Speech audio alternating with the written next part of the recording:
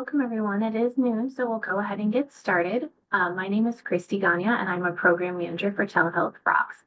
Telehealth Rocks is a federally funded program that focuses on school-based behavioral health, and we do this by working on social determinants, supporting school-based services, and telementoring training just like this one. In addition to our presenters, we've got Telehealth Rocks team members here. Evelyn Nelson, Robert Stiles, Sage Brown, and Haley Bell and Chase Koob are here to help. They might be putting items in the chat or responding to questions or chiming in during the session. Feel free to reach out to any of us if you need anything. We're glad you're here for this ECHO telementoring session to discuss early childhood and from a behavioral health lens. I've just got a few notes for you as we get started. So this session is being recorded and we'll send it to you afterwards. Your microphone has been muted, but feel free to use the chat or unmute to ask questions. And then we do track attendance for this, so make sure your first and last name are visible on your Zoom screen or type it in the chat so that we can make sure we're getting the attendance recorded. We have no disclosures and everything presented is evidence-based and currently accepted within the profession.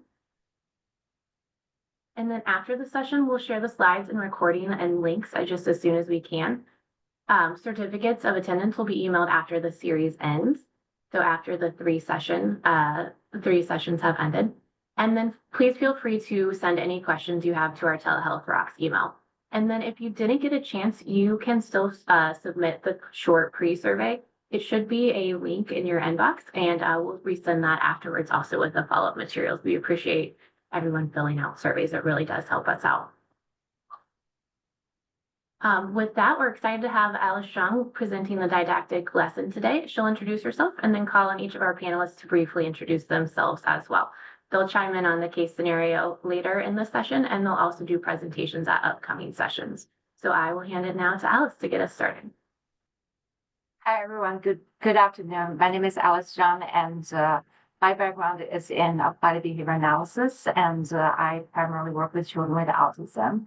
I'm a faculty member here at KU Medical Center. I'm very excited to have my panel members here. So, Andrea, can you briefly introduce yourself?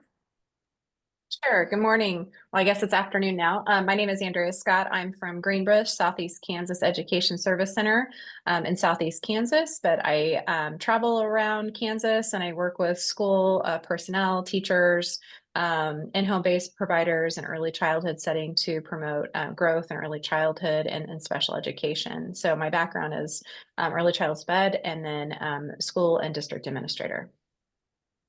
Thank you, Andrea. Barbara and Robert?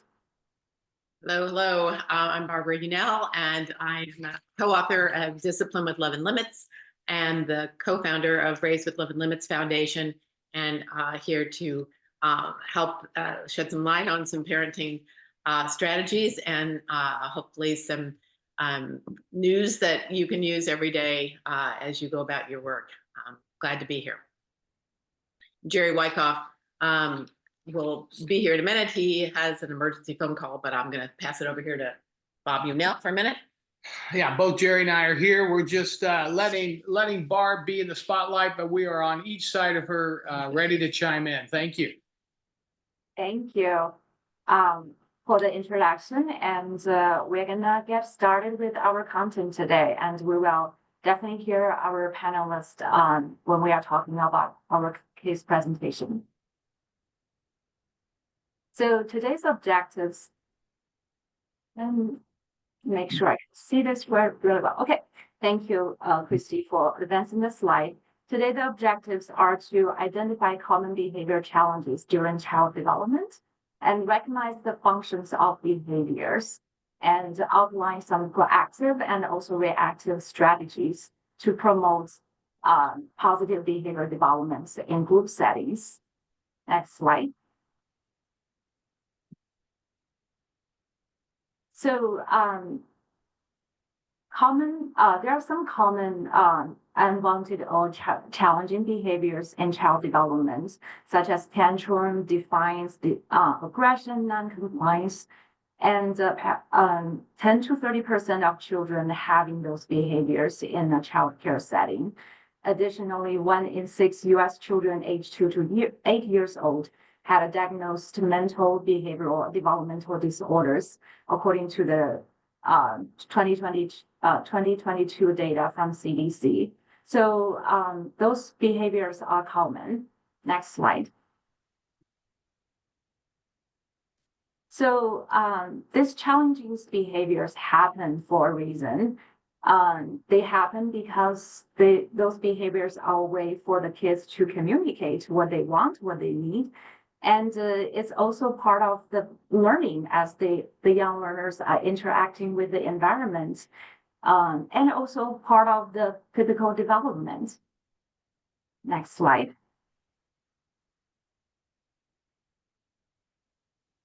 Again, behavior challenges are a natural part of development, and many behaviors considered challenging are actually developmentally appropriate at certain ages. For example, for toddlers, having tantrums because they have limited communication skills by saying no, it's a way for them to assert independence. And for preschoolers, it is very common to see that they have a little bit difficulty sharing, and maybe they may have a toy struggle, and they may end up with some aggressive behaviors as well, as they are still trying to learn social skills. So again, this is part of typical development. In the meantime, we also want to keep track of that and see how well they are developing compared to their similar age peers.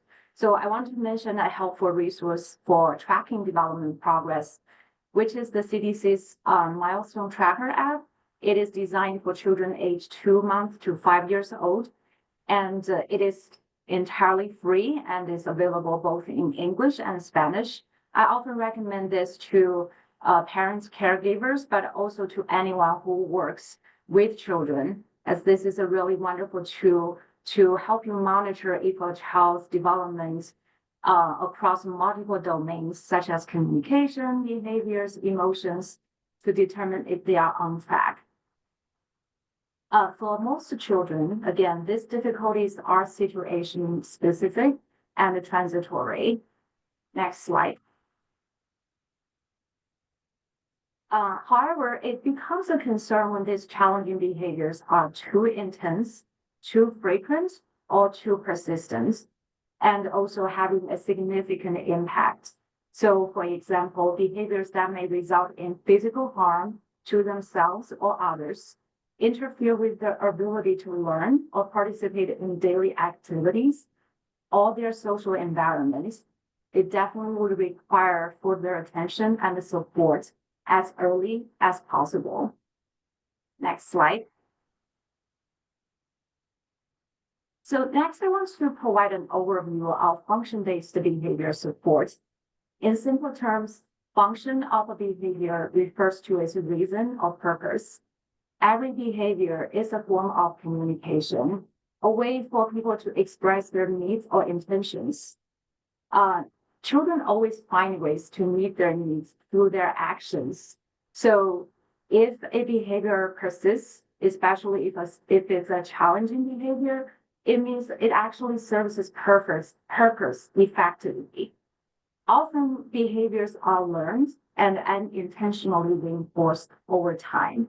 So understanding the function of a behavior is critical because it allows us to move from asking why the behavior is occurring to figuring out how to actually address and change the behavior.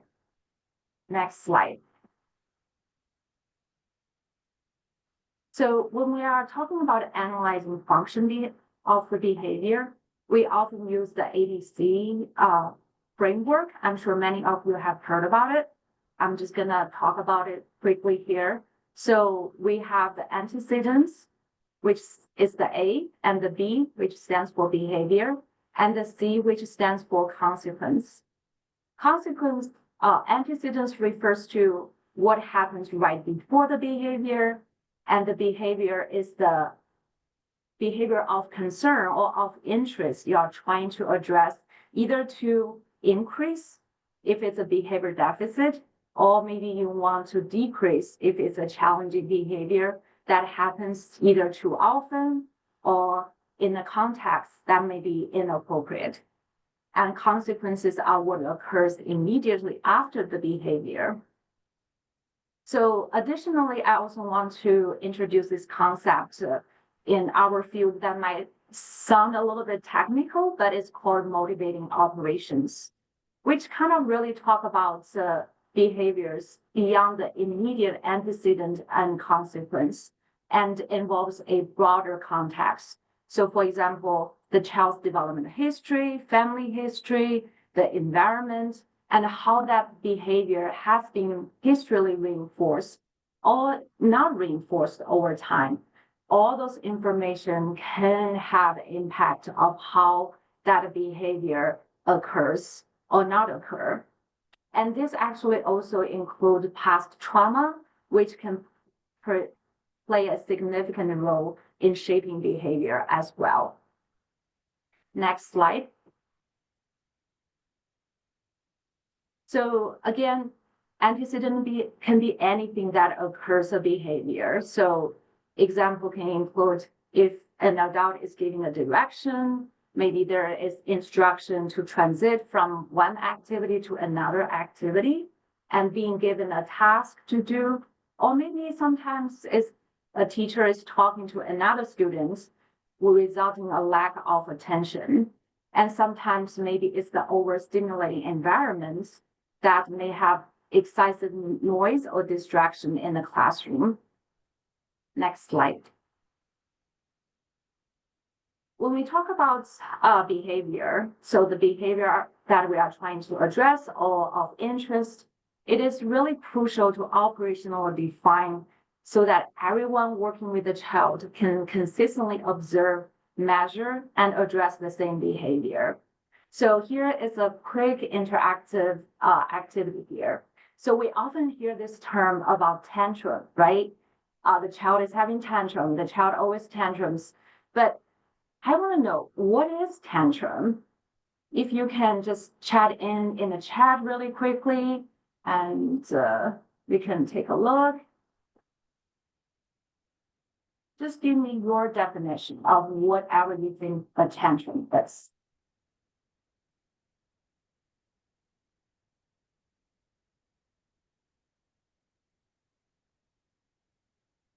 Screaming, emotional dysregulation, out of control, explosive behavior, a fit, throwing items, whining, crying, and persistent. Oh gosh, you guys are so wonderful giving all those responses. I have a hard time keeping track of them. But anyway, so pounding fists, disruptive behavior used for attention. Yes.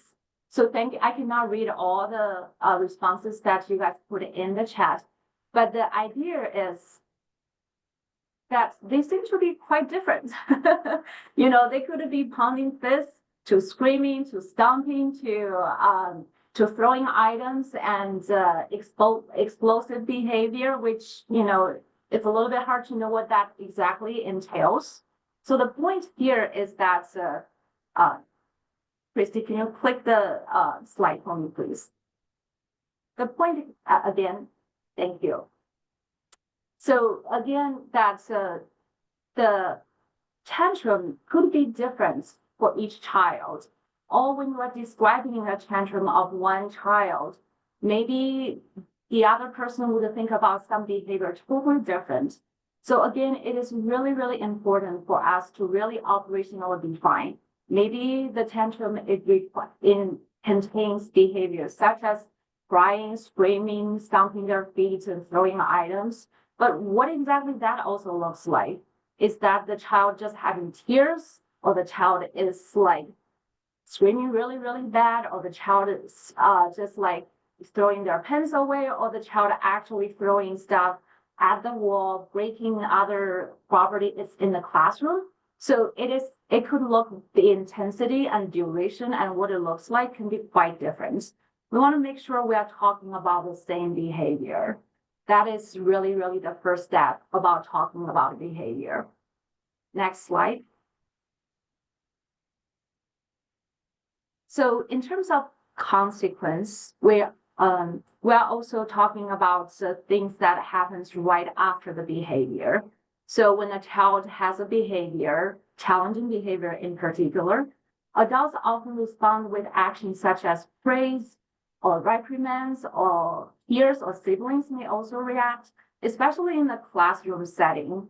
It is so hard. I know that we talk to teachers. Teachers are very good at, regulate their own behaviors to not react to certain behaviors, but it's so hard to not give that peer attention to certain behaviors because you are trying to teach a lot of kids to try to not show they are being distracted or they are not responsive to those certain behaviors. It is definitely a challenge. And also consequences can include changes in the environment. So for example, it could be that you give a task and then there's a challenging behavior, and then suddenly the math worksheet is being removed, and then maybe the child is getting a break or sometimes being sent to the principal's office, which can be good or bad to child, depending on whether that's reinforcing to them or punishing to them. And also remember, behavior principles works both ways. It does not only work on children, it also works on adults as well. So if we see challenging behavior happens in the classroom, adults, teachers, or other supporting educators may feel like reluctant to give directions, even if doing so will feel like punishing for you as well, because dealing with challenging behavior, let's be honest, no one likes it. I don't like it. So I understand. And which can also inevitably reinforce the behavior in the long run as well. Next slide. So here's a slide about a quick overview of function-based behavior support, which includes 4 functions of the behavior. There's an acronym called as SEAT. S stands for sensory, E stands for escape, A stands for attention, and T stands for tangibles. So related to sensory, this function involves behavior that provides preferred sensory experience or just feel good to the individual. These behaviors can occur anytime, even when the child is alone. And escape function occurs when a behavior helps the individual to avoid or remove something undesirable, such as tasks or interactions that are too hard, too easy, too boring, or too scary. So that's one thing. We often think about tasks or interactions being too hard, but sometimes it could be too easy, right? If a child is really, really, gifted in learning, and you are giving them like very easy tasks, and they might find this really, really not fun, and they might engage in challenging behavior to get out of it as well. All like interaction, right? Sometimes we think that adult attention could be real, always positive and good, but for some children, especially for children maybe with autism or other disorders, at times they may find interaction aversive, not enjoyable. So they may want to get away from that situations as well. And then the next one is attention. So attention provides access to social interaction or engagement with others. It often occurs when the individual seeks social interaction, when there's a low level of engagement. So maybe thinking about what we talk about the broader environment. If a child is not getting enough attention at home and is in an environment that is not very enriched, then the child may have the motivation to engaging in certain behaviors or need to have more attention from other adults in their environments. And Alice, it looks like sorry to interrupt, it looks like we have a hand raised. I wanted to see if Rosanna had a question. Yes, absolutely.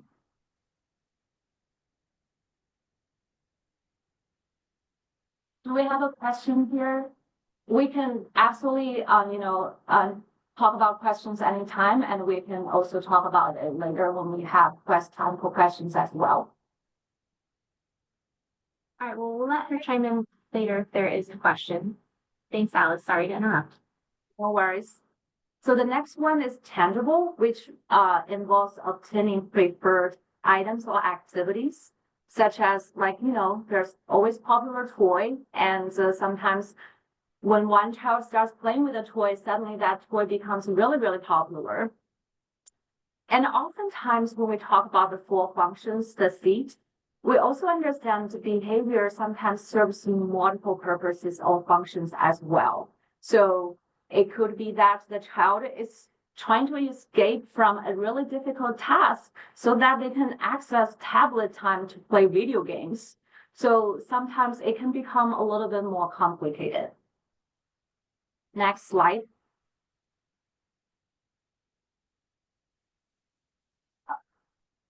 Next slide. Thank you. Maybe click another click. Sorry, I have some animation on there. So when we talk about the functions, we also want to think about function-based strategies. So looking at now, first, I want to look at the antecedents and look at what we can do to make the problem behavior or challenging behavior irrelevant by creating an enriched environment, meaning that there's really not motivation for them to engaging in challenging behavior. So I think I might have a chat in here as well. I don't know whether we have enough time. Maybe I will just skip this one, considering the time and leaving enough time for discussion. So when we think about creating enriched environments, so for example, providing enough attention, maybe every 10 minutes or so, you are going to provide some attention like to the kids, either through like a simple high five and eye contact, good job, a pat on their back, or maybe it's creating the environment by providing a lot of interesting toys, books, and an enriched environment. And also being mindful about the environment where there's not a lot of stimulants that could be overwhelming to certain kids as well, because the enriched environment can be a little bit too much as well. So another way that when we look at antecedent strategies is to teach alternative behavior, which is something that I'm going to talk about some strategies in terms of if we can teach kids how to get what they want and being able to ask and communicate, then they do not need to engage in challenging behavior to get that. So there's a fun picture, but I also know one more click, please. Yeah, here's the fun picture, right? This kid is saying, so let me get this right or straight. I do not have to scream or crying to get a cookie, right? If we can tell the child, hey, if you want a cookie, say, can I have a cookie? Cookie, please. Then the child does not need to engaging in attention. Next slide. Okay. So we also want, go back one. So we also want to look at the consequence as well. So with consequence, what we really want to do is to make the problem behavior ineffective or inefficient, meaning that we're going to stop reinforcing the challenging behavior and trying to reinforcing the alternative behavior. So if I say, I start crying and then try to get my cookie and that's not going to work anymore, and then I started learning about, say, cookie please, and then I get a cookie, what happens is that challenging behavior is ineffective. And also comparing to just say, cookie please, it's so much easier, right? I do not have to engage in all that crying and screaming and everything. And sometimes it may not even work. So becoming more efficient with that as well. Next slide. So here, I'm sure this is a model that you all are very, very familiar, which is a tiered support model with a universal program that supports everyone and the selected one that's more targeted, and also very intensive and targeted intervention for kids who really need that support. And today I'm going to talk about two programs, which one is the preschool life skill program. Another one is the good behavior game, which are considered tier 1 support or universal support program. When I think about it, I'm thinking about them as adding fluoride to the water, right? That's a public health approach. So we are trying to put the behavioral fluoride to the water, to the classroom, to childcare setting, to anywhere we have kids. Next slide. So the first program is called Preschool Life Skills. So this is a program that was developed in 2007 by a faculty member from the Applied Behavioral Science Department here at the University of Kansas. The program really focuses on teaching 4 essential skills for preschool age children. These skills include following instructions, functional communication, tolerating delays, and friendship skills, which are really, really universally important, no matter how old children are, but particularly for younger kids as well. Next slide. So here is just like a more breakdown of what each skill looks like. Again, we talked about the importance of operationally defined behavior. So not really only related to the challenging behavior, but also related to the behavior, the alternative one that we want to focus on teaching or want them to learn, right? We know exactly what we want to teach our children. So this is just the definition or steps of this particular instruction following. So it may seem to be a little bit scripted or a little bit rigid, but it really, really helps to be able to teach children universally. So for example, with instruction following, we teach children to respond appropriately to name. Within 2 seconds, the child stops completing the behavior, orients towards the speaker and says yes. So oftentimes it's that the child is doing something and you call the child's name. And oftentimes, like, they may not, if they don't look at you or they just ignore you, if you continue to talk, the information is not going to get registered with the child. So you want to get their attention.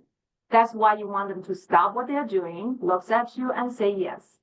And then you give them the simple instruction and you want them to complete the instruction within 3 seconds of the initial prompt, which can be like instruction, and it completes the instruction in a timely manner. And the next one is about multi-step instructions. So here are some very specific definitions for all those behavior that we are trying to teach. Next.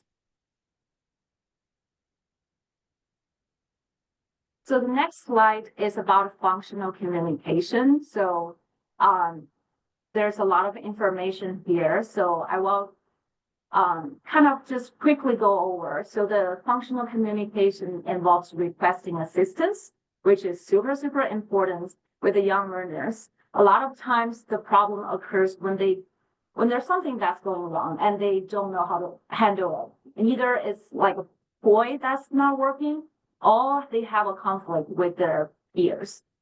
So requesting assistance. The next one is requesting attention.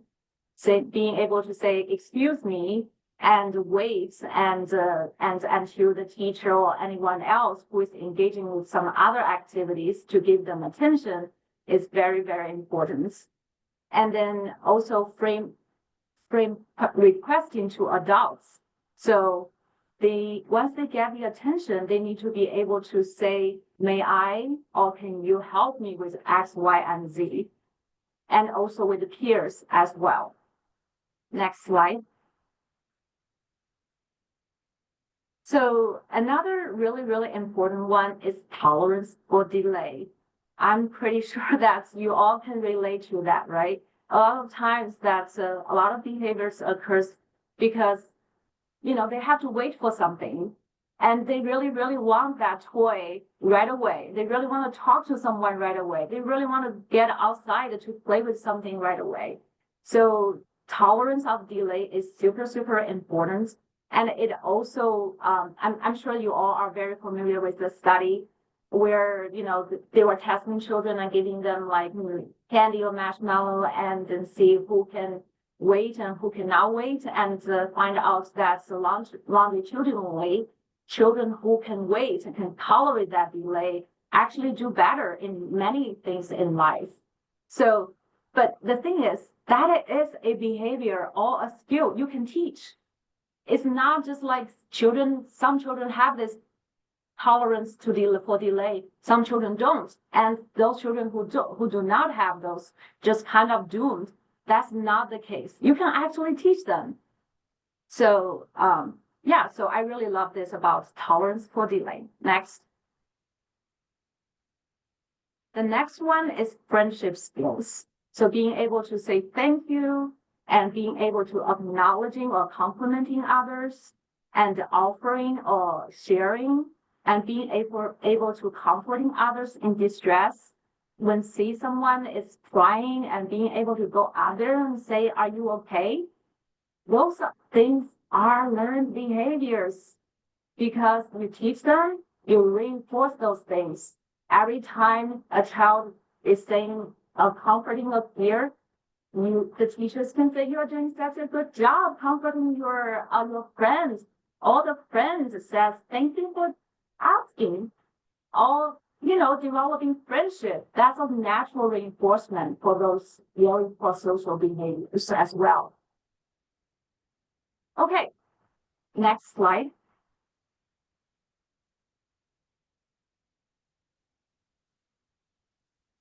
So I know that I'm talking really fast because of the time and I wanted to have a lot of information in here, but luckily I know that the video is going to be recorded and also some of the information can be shared with you all as well.